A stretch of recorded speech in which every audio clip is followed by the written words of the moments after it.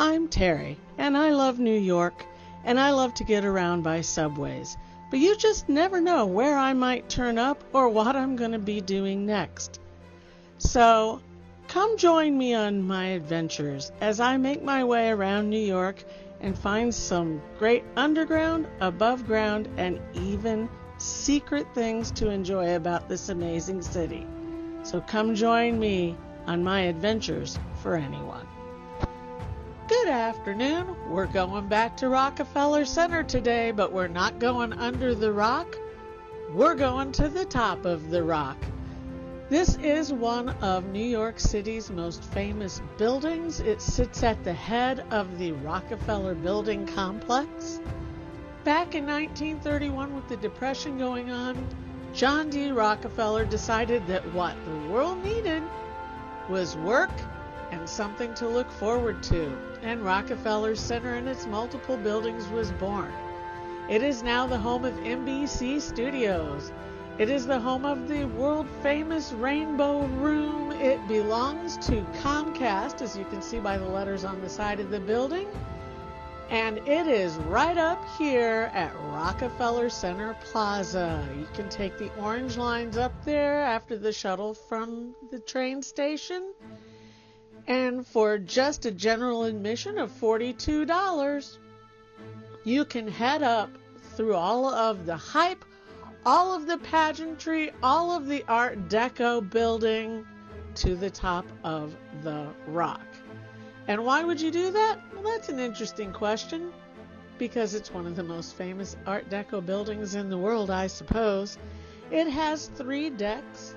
You have indoor and outdoor opportunities to get all of these amazing views of Manhattan, and you can even go to the Skylift now for an extra fee, and they will take you up even higher. But what can I say? I don't tend to pay for extras, so I didn't do that. It looks pretty cool, but it doesn't look much cooler than just being on the top of the rock. So I went up and I looked at this beautiful building. I mean, it's Art Deco. It's from the 1930s. It is a classic, iconic, historical landmark in New York City. Lots of things happen at Rockefeller Center.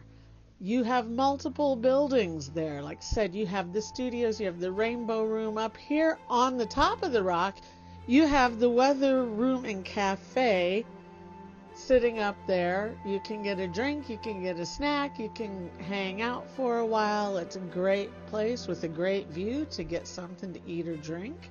They also have a bar in there if need be.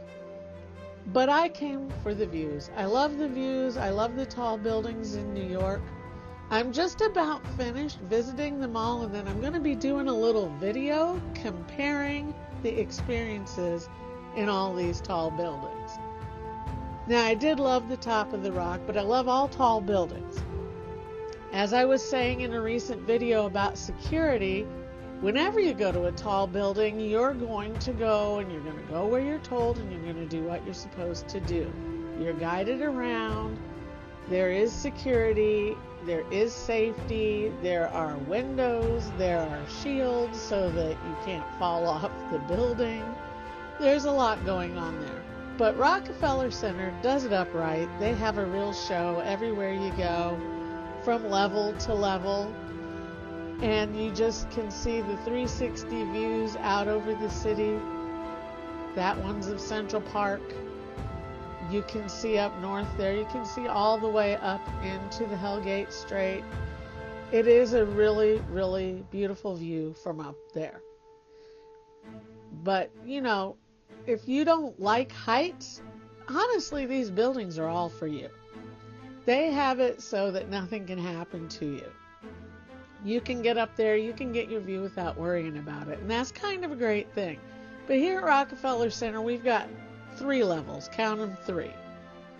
One is largely inside with a little bit of outside. One has this huge panel that you're looking through to see your views, so that you are protected. It also is a great windshield, and in the winter, which is when I've been up some of these buildings, you really need that. But this has multiple levels, and once you make that transition where you head up to that very top level where the sky lift is, you get a lot less obstructed view. So it's really the best place. Don't skip that top deck. These are where you get your unobstructed views. And you can look down over the other stuff. There is the beam where you can sit up there, have your picture taken like when they were building the building back in the 30s.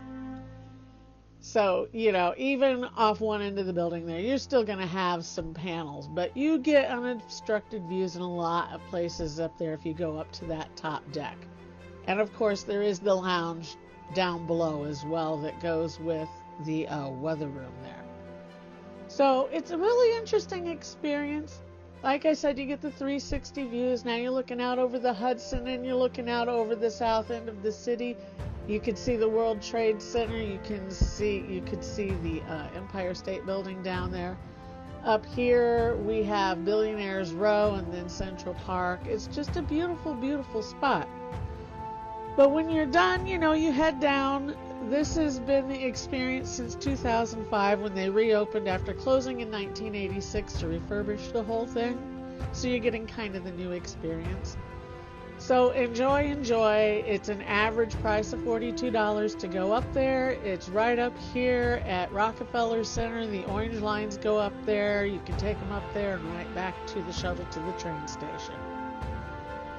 And here at the bottom, under the rock, is a station, and if you don't want to get your tickets on your phone and you don't want to pay the extra at the stand, you can get them right there. So enjoy the view. I'll let you know in a few weeks which one of these buildings that you can go up is my favorite, and enjoy.